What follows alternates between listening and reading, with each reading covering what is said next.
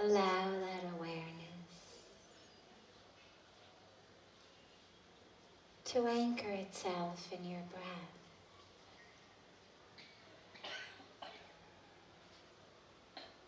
As it flows in and out gently.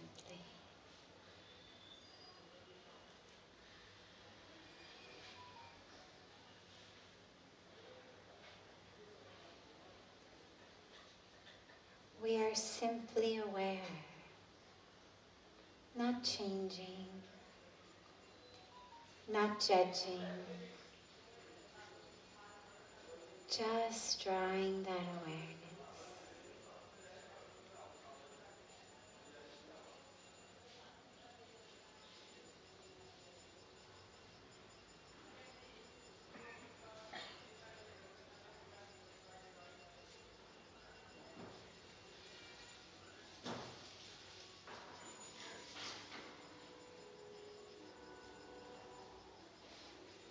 And if the mind wanders, don't worry, just bring it back lovingly and gently.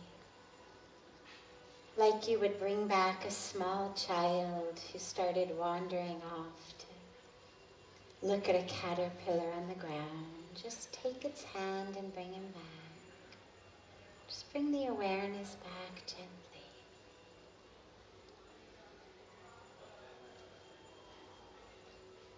Whenever it wanders off, just bring it back.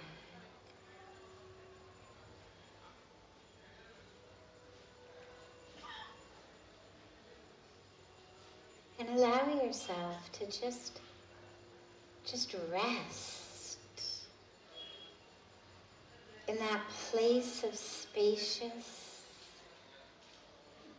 gentle and loving awareness within yourself.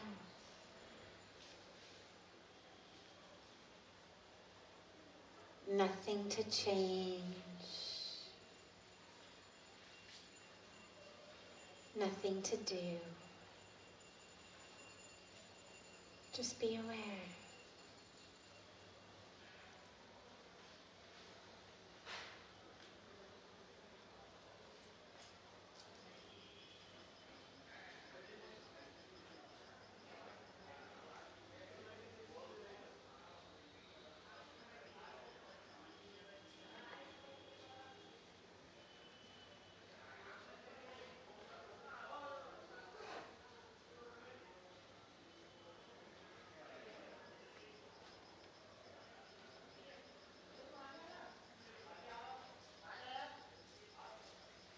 Slowly and gently, bring the palms of your hands together at chest level in Namaste, and gently rub them against each other.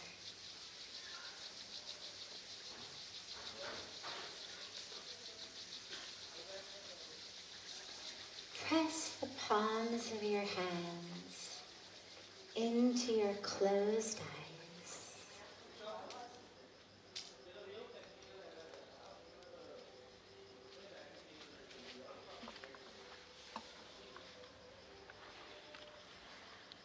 Slowly and gently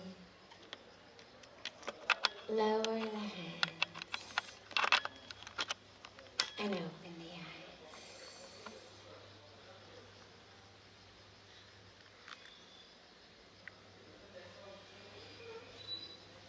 Welcome to Satsang.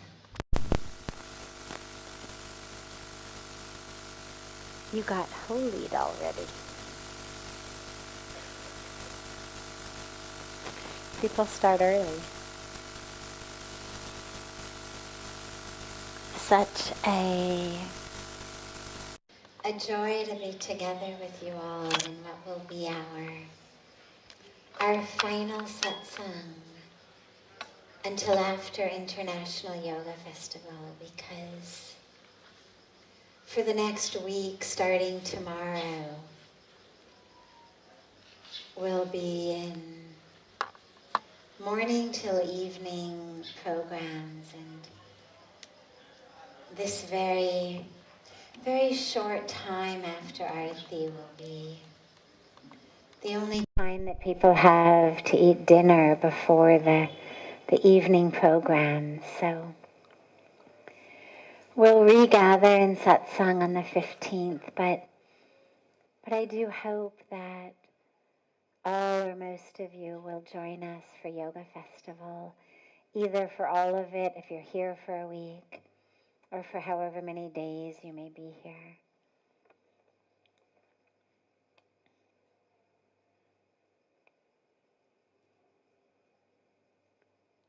How can we maximize the time that we have every day?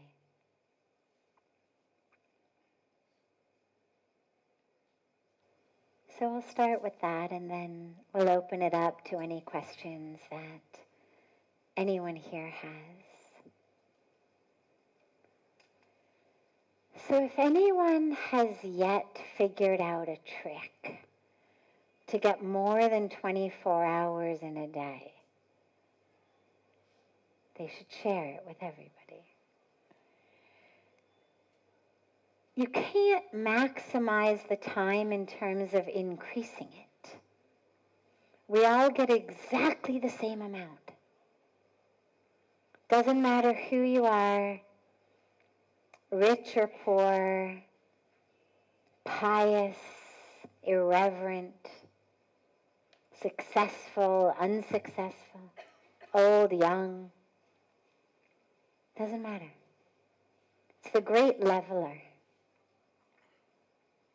We all get exactly the same amount of time every day. The question for us is, how do we utilize that time in such a way that at the end of the day, and at the end of our lives, on the one hand, we feel like, oh God, is it over already? Wow, I would have loved to smell another flower, climb another tree, help another person, hug another person, do the arti just one more time, hear beautiful music just one more time, see the stars one more time. Parado avaspia. Sandipya, vasparata. Bahut kam ho gaya.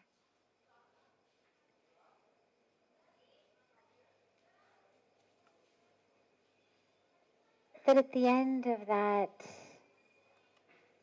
day or that life, yeah, we want more because we loved every minute. And that we know that we've made full and perfect use of those minutes, of those days. So there's not a sense of regret. And that's what we're striving for, is how do we spend those minutes and days so that it's full of joy, full of love, and full of a sense that, yeah, even though I'd love some more, I'm good. And the way to do that is, first of all, not to lose any minutes. Meaning, we lose time when we go on autopilot. How many of us have had situations where you're like, where did today go? Right? You know, you're ready to go to sleep and you think the last thing I consciously remember was waking up this morning. I had a day. I know that I did a lot. I was busy all day long. And yet, where'd it go? I don't even remember it. Because we weren't really there. We might be able to go back and reconstruct it. Oh yeah, I met that person. But we weren't consciously there. Our mind was elsewhere. Our conscious mind was elsewhere.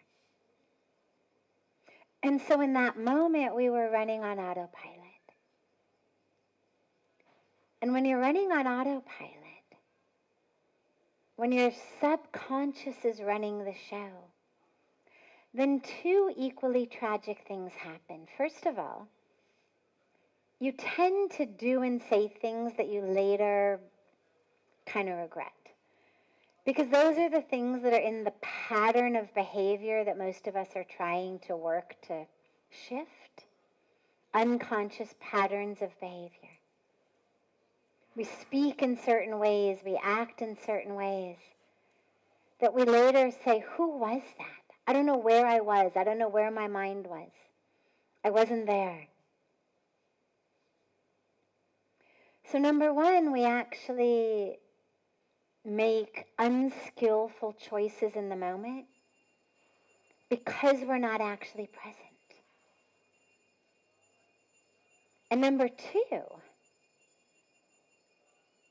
we're not able to use those moments, use those minutes for our highest goal. Because in order to actually attain, whether we say self-realization or God-realization or liberation or moksha or nirvana or even bliss, samadhi, shanti, whatever we are going for, well, every one of them requires one thing: consciousness. I must be present in that moment. You don't later look back and say, oh yeah, I guess that was kind of a God-realized moment, but I didn't really notice it. I wasn't there. It only happens when you are there. You can only realize God and self when you realize the moment. If your power of awareness is not there, how can you be aware of the truth? Aware of God, aware of the self. So, the only way to maximize the possibility, the potential of every moment is to be aware. Don't lose time. Don't have situations where like, where did today go? Where did the last year go? So busy, but it seemed like it slipped through my fingers. A lot of times people ask, when people come and then they're going back and they say, how do we hold this with us when we go back? And what I always tell people is the only way is to be fully aware when you are here so that you can actually have a deep and transformative experience. Because when you're aware and present, then you can be transformed. And then that transformation stays with you because you have been changed. But if you're not here, even if your body is, you're not going to be transformed, which means your body will be here, you'll eat good food, you'll do things, you'll have fun, you'll go back, and you won't be able to grasp it because you weren't actually here. So whether it's here in Rishikesh or here on planet Earth, bring your consciousness to every moment. Every moment, here I am. Here I am. And what that does is it enables us to be present so we don't lose time. But it also enables us to interact with that moment in the way with the most love, the most openness, the most availability, such that as we look back on the day in our lives, we're like, wow, I was so available to so much love. I was so available to so much beauty. You know, I've got this beautiful blessing of being able to be in Pujya Swamiji's presence in so many places of the world, and to be able to have traveled with him for more than 25 years now. And there's a piece of it, I mean, so much of it continues to amaze me, but one piece of it is really, really very special, which is wherever he is, no matter what else is going on, he's noticing beauty. We may be driving around in circles because the people who are driving us to the function are late and they're lost and they don't know where to go, and there's stress in the car because we were supposed to be there, and you know the way people get when they're stressed, and you said you knew the way, and why didn't you get directions, and we should have left earlier, and you know, the way that things manifest sometimes. And in the midst of all of it, he'll say, do you know what kind of tree that is?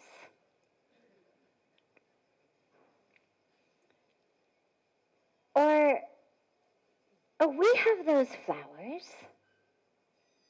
Or, oh, I remember I saw those flowers once in New Zealand. Yeah, they're called, and he'll recall the name or ask the name. Or he'll say, next time when you come to Rishikesh, can you bring a cutting of those? We should have those in our garden. And it's like, even though everyone else in the car is in some story around what's wrong with the moment, where we're supposed to be other than where we are, some drama, some game in the head, he's right there in the moment. Which flowers are we passing? Which trees? And it's such a beautiful reminder all the time. I've been in so many airports with him where we are late, because we're almost always late, because he milks every moment for what it's worth. And why waste it sitting in an airport if you can give someone who's been waiting for time and they didn't have time and you've got 5 minutes? Why leave 5 minutes early if you can give time to someone who's going to be touched and healed and helped? And so inevitably we always leave at the very last minute. And in airports, almost inevitably it's a moment of final call, final call.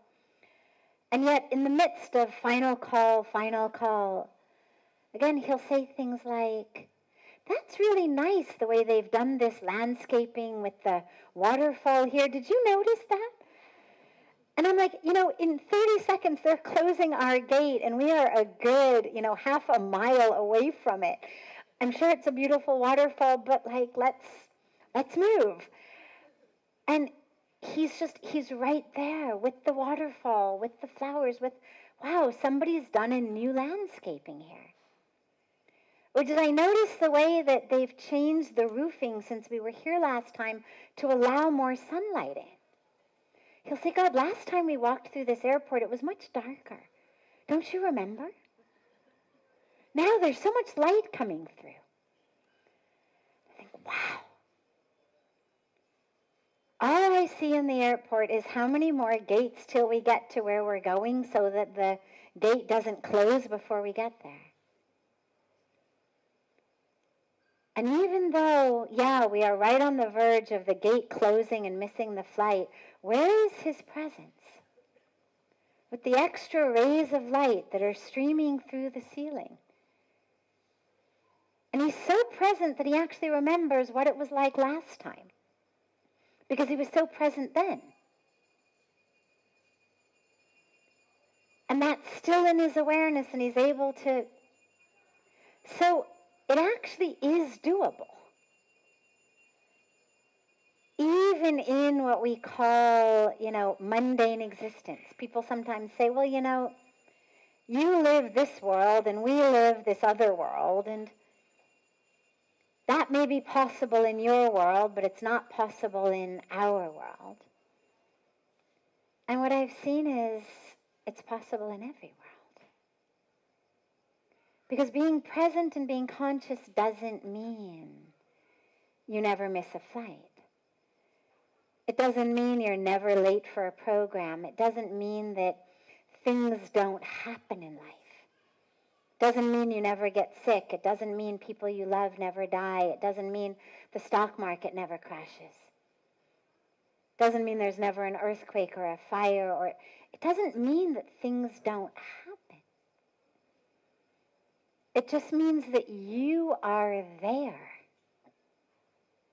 for every moment of your own happening.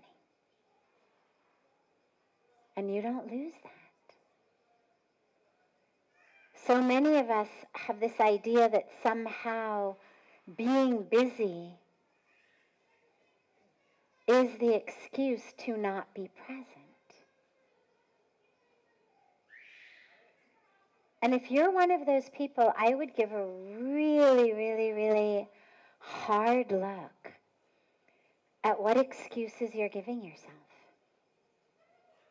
Because what are you losing?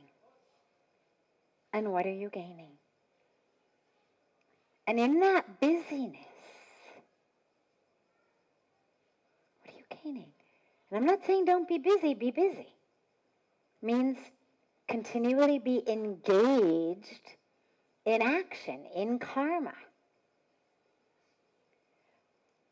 But awareness doesn't leave you just because you are grocery shopping, driving a car, preparing a report, sweeping the floor, dropping your kids off at soccer practice, balancing a checkbook, giving a lecture. There's nothing that awareness cannot be present with,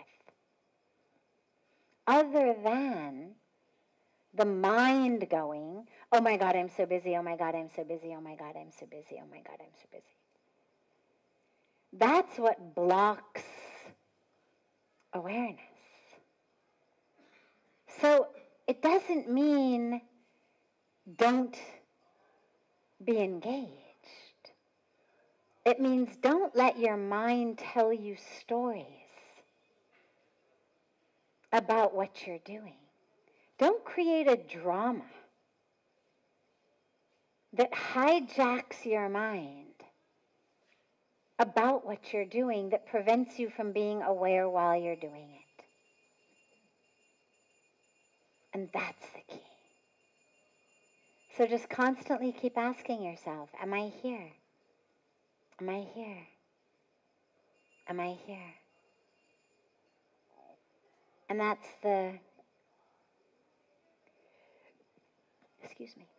that's the greatest way I know.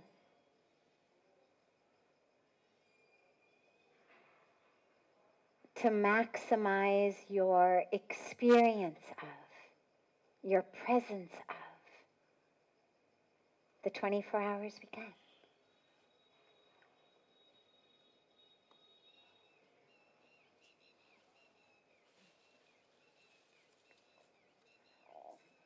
Other questions?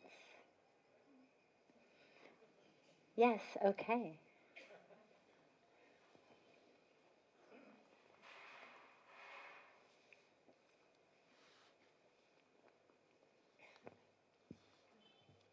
Thank you. So my question is, how should we do when our dreams, our goals, our purposes are in contrast with our duty? Maybe in contrast is not the right word, but not in the same path.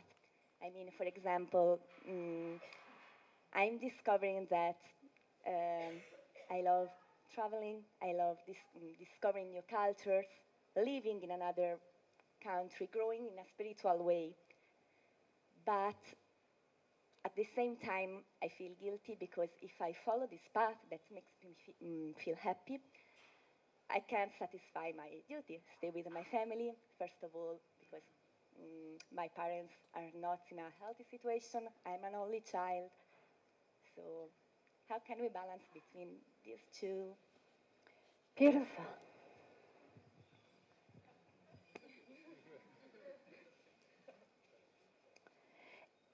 It is a balance. It's a yes and situation. I think of it really as a dance. You know, when you dance, sometimes you move in this direction, and then sometimes you move in that direction, and then sometimes you move in this direction. Sometimes you move in that direction. And when you're in a flow of movement, really in tune with the music, nobody ever only dances in this way. Right? When you really allow the flow of the music to flow through you, it's here, and it's here, and it's here, and it's here, and it's here, and especially if you dance with a partner or with a group, right? Anytime you dance with a partner, there's always the constant changing of the positions. And especially if you're dancing in a group, right?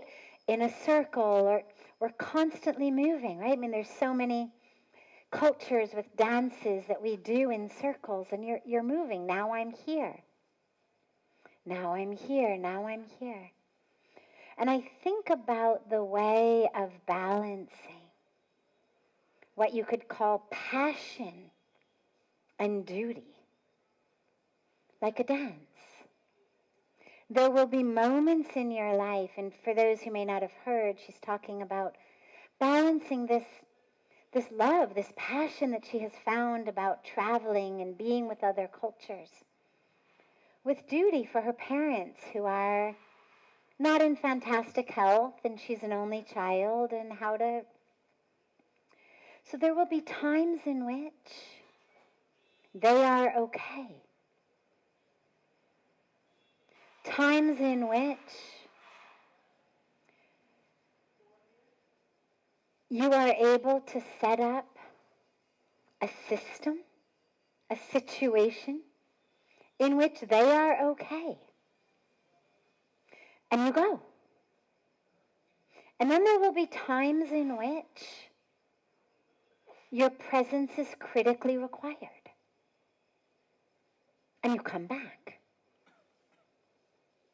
And then there will be a time in which they are okay. Or there is a situation you are able to create that makes them okay. And you go. And it's a dance. And what's important is to be able to actually respond to what is needed, not to respond to the stories that we tell ourselves in our own minds. Because a lot of us have not only the response to duty of actually the duty and the dharma, but the drama in the mind that says, you are bad, you are wrong, you should be doing this, why aren't you doing that? And we've got this sense of a perfect, matchless son, daughter, husband, wife, mother, father, sister, brother, that we can never quite live up to. I'll tell you a personal story about that. Two-part story, actually. About the drama in the brain, in the mind, and then the dance. So, in 2018, the day just before our International Yoga Festival started, my mom had a very bad stroke, cerebral hemorrhage. I got a call on the morning of March 1st from my dad. I am also an only child. That mom had this stroke. She was in the hospital. They were going to do surgery on her the following day, March 2nd morning. For some medical reason, they wanted to give it 24 hours, and then they were going to operate. So I immediately, of course, duty calls. Yoga festival will take care of itself. Duty calls. I immediately find out flights and everything from the travel agent, and it turns out there is absolutely no way, even if I left Rishikesh in exactly that moment, that I could reach LA before my mom's operation. It was physically impossible. At which point my dad and my mom, because she was conscious and fine, I mean, she'd had the stroke, but she was conscious and fine, they decided it made a lot more sense in that case, rather than me rushing to be there after she already had the operation, to wait and watch and see after the operation, how was she? What was the situation? And then we would decide when was right for me to come. March 2nd that year was Holi. We were celebrating Holi. In those days, the yoga festival used to be the 1st to the 7th. So we were celebrating Holi, and we were dancing. The drummer, Shivamani, who's coming back this year, was there and dancing, and I'm in this state of ecstasy. And suddenly I had this heart-stopping moment of panic, of, oh my God. And I've always been very self-introspective. And I stopped and I was like, what is this about? Like, what's going on? And immediately my mom said, well, my mind said, well, your mom's in the hospital having brain surgery. Of course you're worried. Of course you're concerned. That's normal and natural. But I wouldn't let myself off the hook quite so easily. And as I said, I'm very introspective. My goal is always deeper, deeper. Like, is there a deeper truth? Is there a deeper truth? And I kept going because I thought, that didn't feel right. As much as I love and adore her, that wasn't the fear. I knew whatever's meant to happen is going to happen. There's nothing I can do either way. And I realized, when I went really deep, that the paralyzing fear was not of, oh my God, losing my mom. The paralyzing fear was, bad daughter, bad daughter, bad daughter, bad daughter. How dare you be dancing in ecstasy while your mom is having brain surgery? Bad daughter, bad daughter.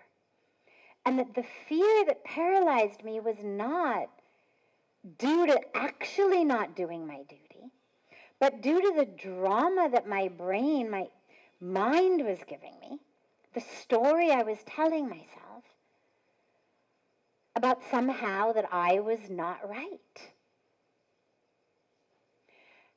And in that moment, I was able to exhale and realize, not a bad daughter. Will respond to the moment as and when is required. In the meantime, the moment is joy and ecstasy. And let's dance. And isn't it beautiful? Fast forward 3 years. And as it turned out, Mom was fine. She went through rehab, did a bunch of rehab, and ended up regaining all of her faculties. Fast forward 3 years, March of 2021, she has another cerebral hemorrhage. This time significantly more devastating, in which she lost memory, consciousness. First, my dad and I thought, it's going to be the same as it was before. She'll go through rehab, she'll be fine. We realized really quickly it was not going to be the same. I needed to get on a flight and go back. And I did. And spent 7 months in America. Taking care. It was the call of the moment. So, and of course the final was actually bringing Mom back here. But that's the epilogue. But I share those two pieces with you because they're two different movements in the dance. The first was about the drama in my mind that was not actually a true response to the present moment. I didn't need to be there.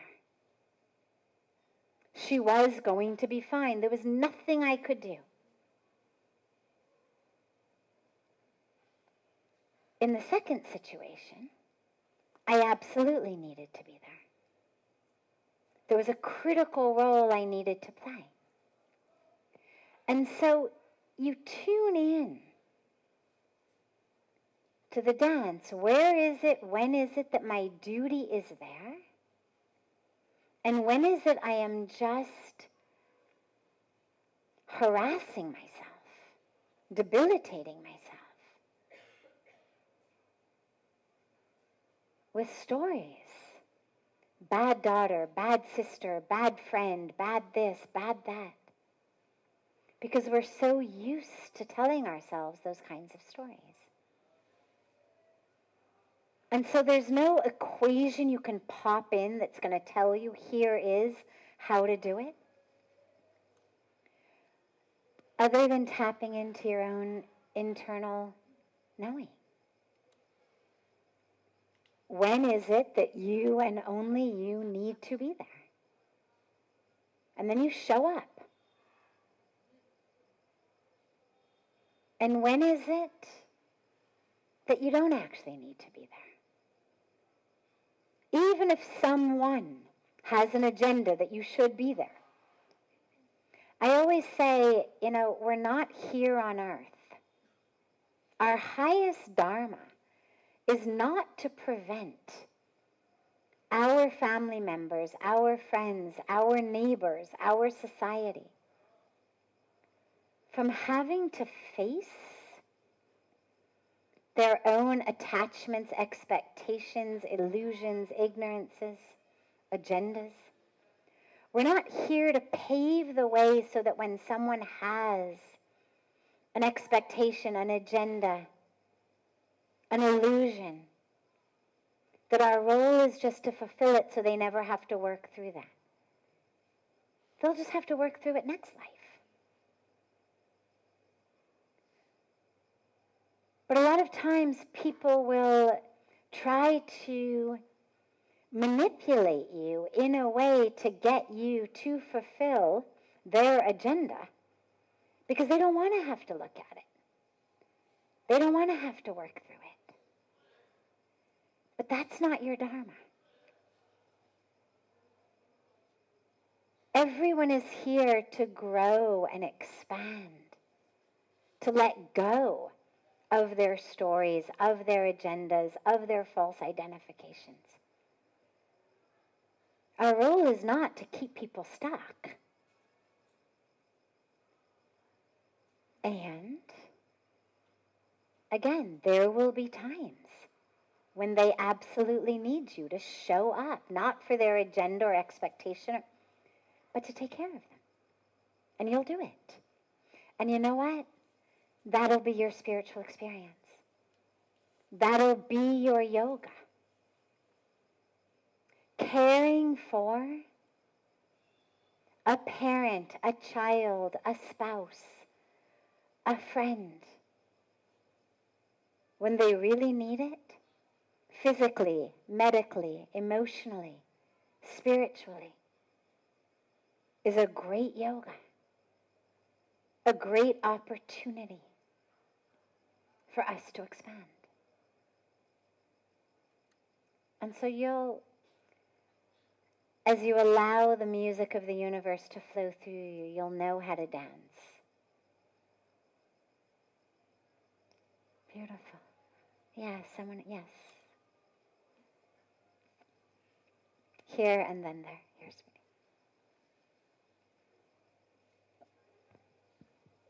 Thank you. Oftentimes in life, I've realized is that, I mean, this is for me personally, that, sure, am I audible? Cool. Oftentimes in life, I've realized that there are multiple situations for me where, say, for example, there's a decision to be made, right? Whether you want to do situation A or situation B, and you're confused of what to do. And then there are people from the outside who say that, I think it's better you do A or it's better you do B. In such a case, how do you figure out what is the right thing to do? Like people say that listen to your heart, but I think it is not easy to just listen to your heart. So how do you figure out in such a situation? Great. Well, first of all, when we're seeking advice from others, which is always a beautiful thing, having guides, mentors, advisors is critical in life, I have found. But you want to be really clear and careful of who they are, so that you know whose advice you're listening to and whose advice you're taking. It's not every random person who wants to tell you how to live your life. Make sure that those you're listening to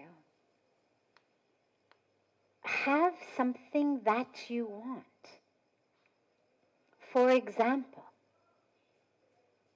if you go to a doctor, let's say, you want to get in shape, you want to be healthier, and your doctor is, overweight and sick, and his teeth are falling, or her teeth are falling out, and, that you think, oh God,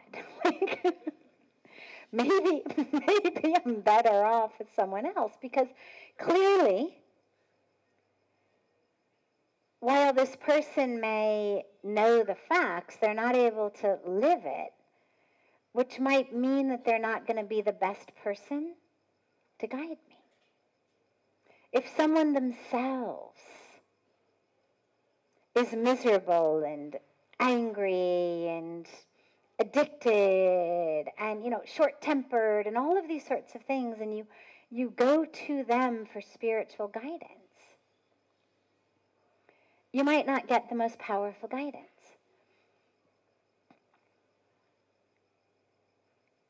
Choose your advisors, mentors, guides really carefully.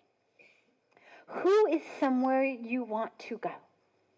They may be 30 steps ahead of you, they may be 3 inches ahead of you. But as long as they are somewhere ahead along the direction you want to go, that's a sign it's a good advisor. If they are not, be really careful about whose advice you take.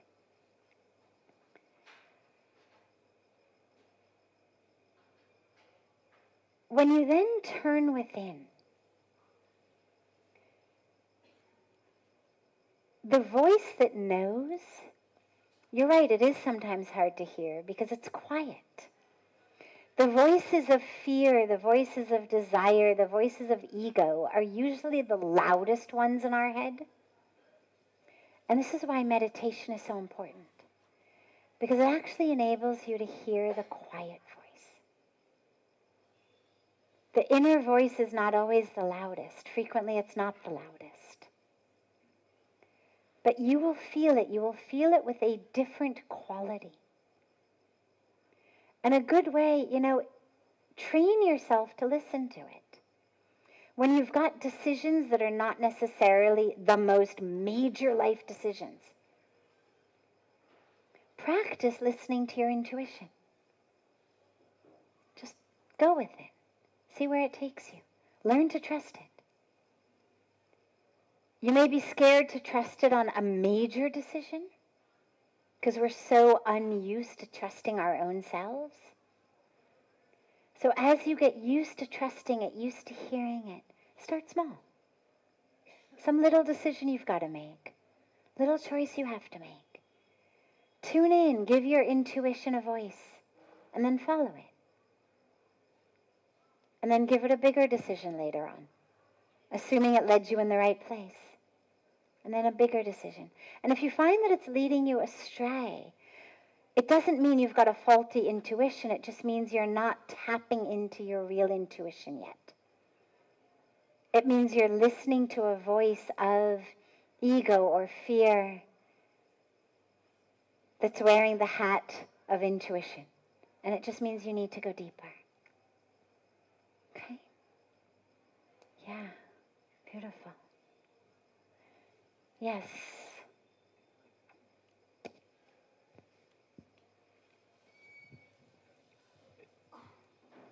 Thank you. Sadhviji, I have a question from Uddhava Gita, if that's okay. Yeah. Oh, yeah. Hey, now I learned it. Sure. As Bhagavan Krishna explains that there are 28 qualities which we have to learn to be perfect, and then there are 4 more super qualities to be better. Out of all those, I'm stuck on one, and that is the karma.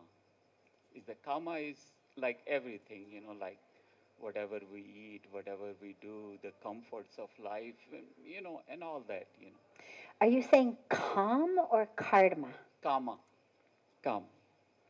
And and the karma is also your relationship with your spouse. Mm-hmm.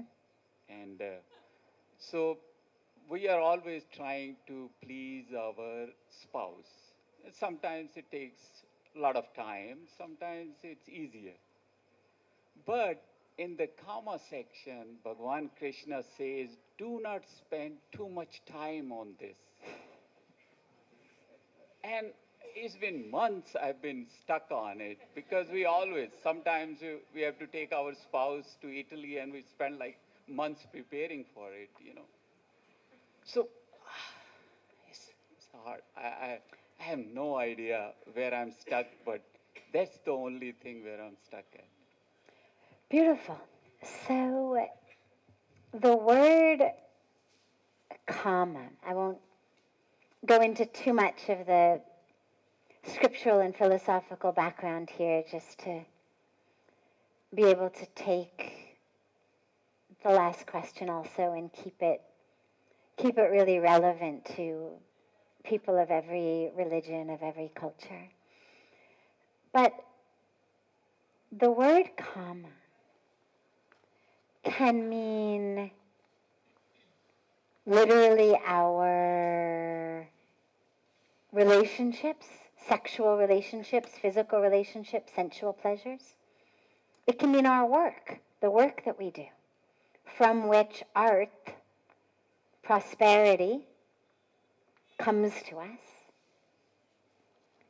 It can mean so much of what we do.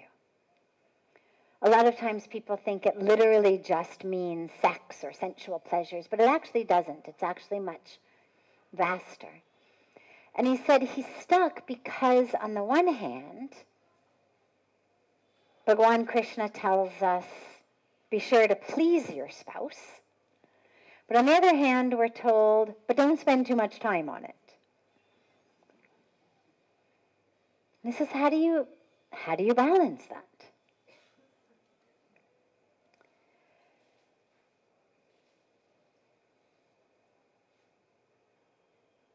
There's many different levels of relating to someone, of connecting with someone. Physical level. My physical body connects with your physical body. It may be holding hands. It may be walking down the street together. It may be a hug. It might be engaging in sexual relationships. Whatever it may be, but a physical relationship is one way of interacting. Then you've got a mental way. We have a discussion.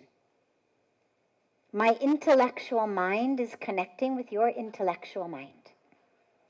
Maybe we are debating something, maybe we're talking philosophy, maybe we're just having a very interesting intellectual discussion. My emotional heart connects with your emotional heart. You know this when we get into experiences of emotional connection. My soul connects with your soul.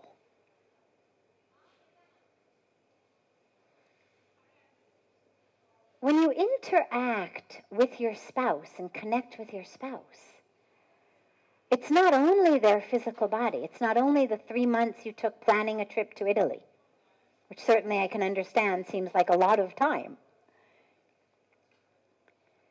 When he says, be sure to please your spouse, it doesn't just mean in the bedroom, on vacation, with the flowers and the chocolates. I mean, of all the women here,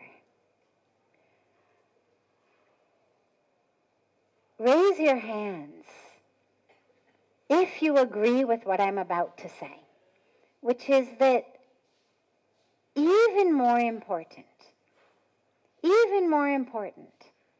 than pleasure or satisfaction in the bedroom or on a holiday or in a nice meal or in chocolate or in flowers or in these external aspects of physical connection. Even more important than that, what you want from your spouse, beloved, is to be seen and known and connected with on a soul-to-soul level. Raise your hand if you agree with that statement. Look around. Turn around, look around. See, look it that way. Keep your hands up. Look everywhere. Okay. So, chances are your wife falls in that same unanimous agreement.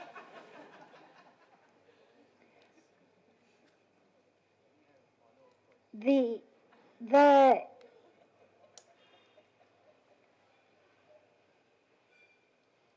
keeping her happy, it doesn't mean that we totally ignore the fact that she has a physical body, the fact that she has an intellectual mind, the fact that she has an emotional heart, and we do things for all of those aspects.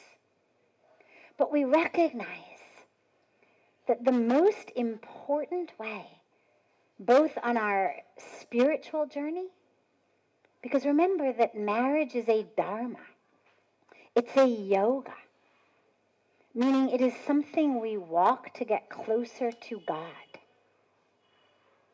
It's not just about giving her the trip to Italy that she's wanted. It's, are you getting closer and closer to God together? And so the time that you put in to the physical body, to the intellectual mind, to the emotional heart, should not be too much. Pay attention to it. Don't ignore it. She also has those. Take care of those levels. But the time you put in to connecting with her, knowing her, seeing her, uniting with her on a soul-to-soul level is time that actually counts as sadhana, your sadhana. Meaning, it doesn't get chalked up in the hours you're spent just pleasing your wife. So when you're worried about spending too much time, dedicate more of that time to this to the soul-to-soul level, which A, is going to give her even more happiness than all of these things, but B, counts as your sadhana, because in order to connect with her soul, you have to be anchored in your soul. So that's your meditative practice, your spiritual practice. So it doesn't count as hours that are being not so wisely spent unnecessarily doting on her physical body, intellectual mind, emotional heart. So if you can shift and spend more and more time on a soul-to-soul connection, then you end up attaining that quality of perfection in calm, and you end up attaining perfection in gyan, in anubhav, through your spiritual practice. Okay. Good. Last.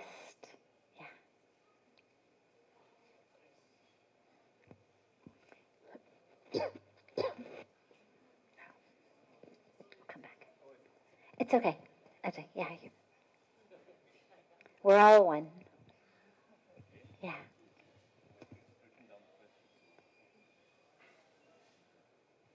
But just need you to speak into the mic. Okay. Okay.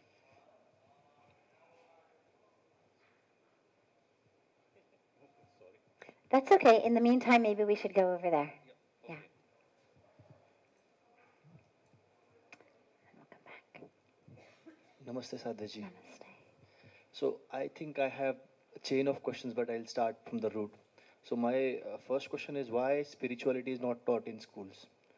What I feel is, I have been taught, like, tell about my background, that I have been taught from middle class background, and then we have been told that, study and get good jobs or do business, and then we are been told to chase the materialistic things from the childhood itself.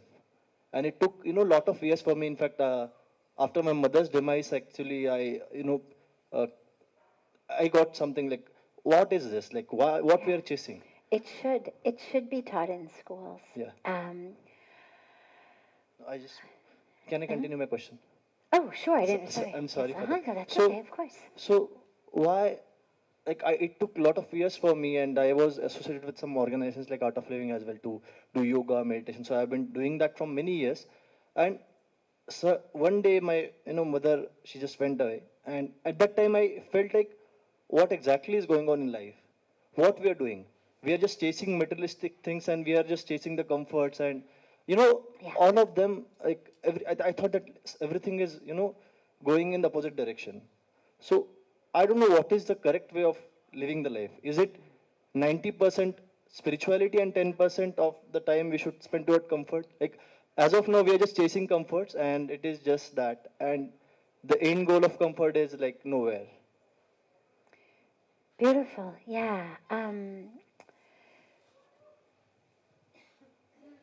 It reminds me of one of my favorite psychological experiments that was done, a study that was done,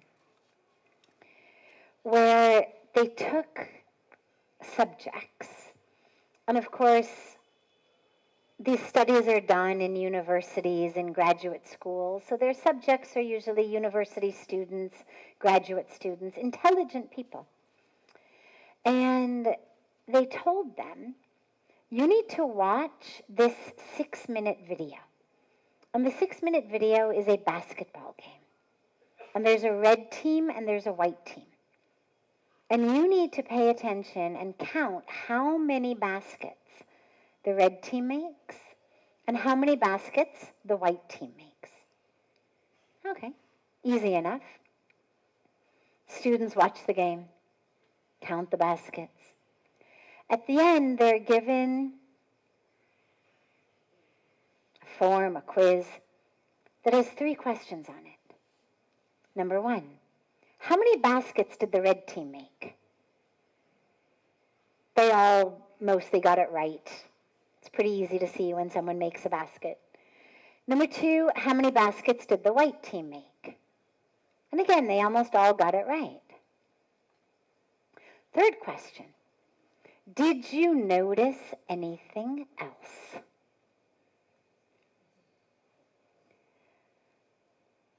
About 50%, in many cases more than 50%, because they kept replicating this study, they couldn't believe it, of people wrote no.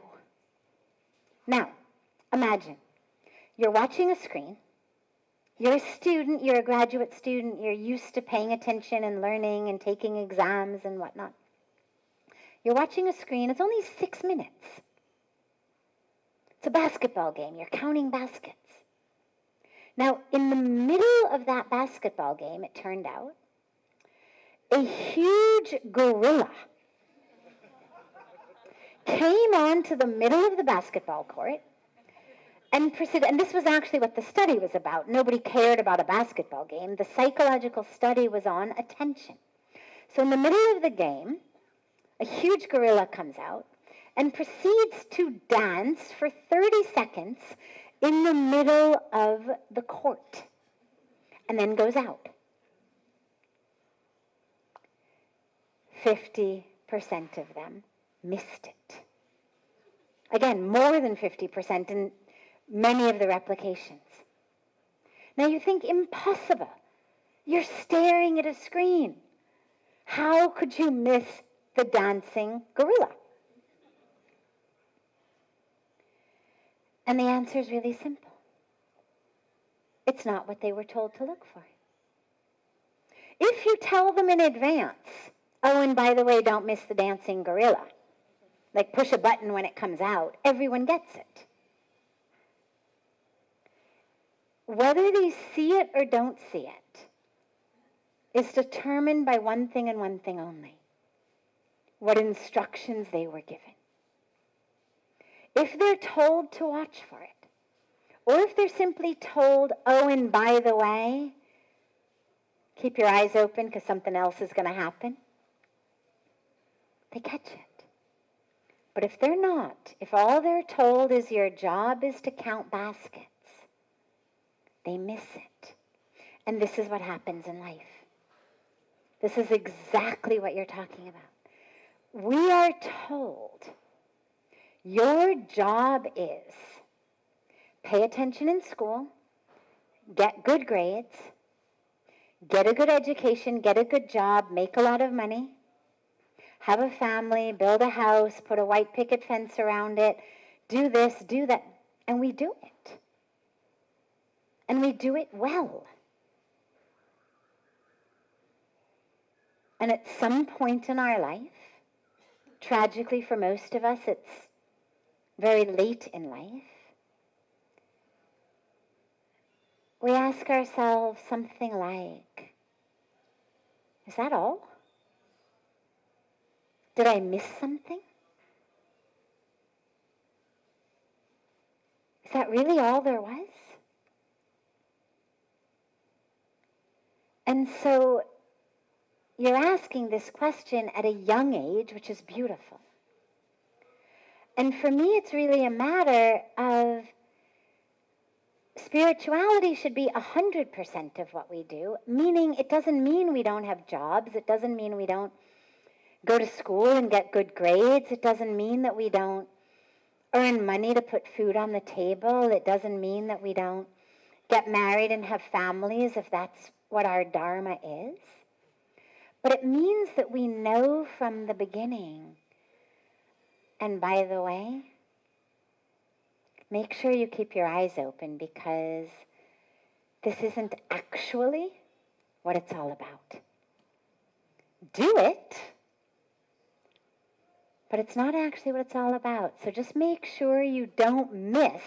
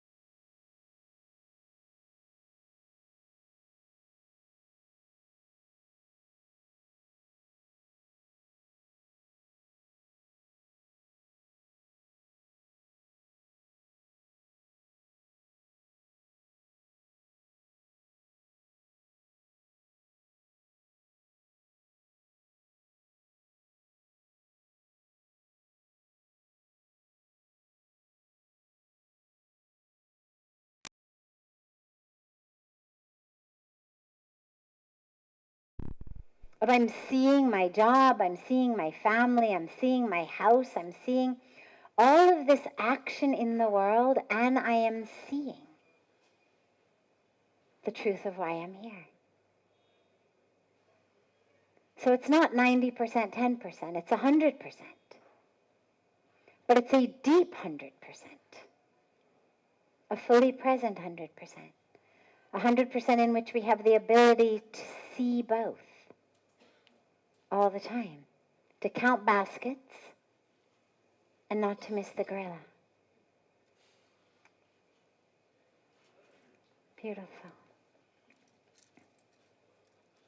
Have a beautiful, beautiful rest of your evening. A beautiful next 8 days. Again, I hope most of you will be joining us in the International Yoga Festival.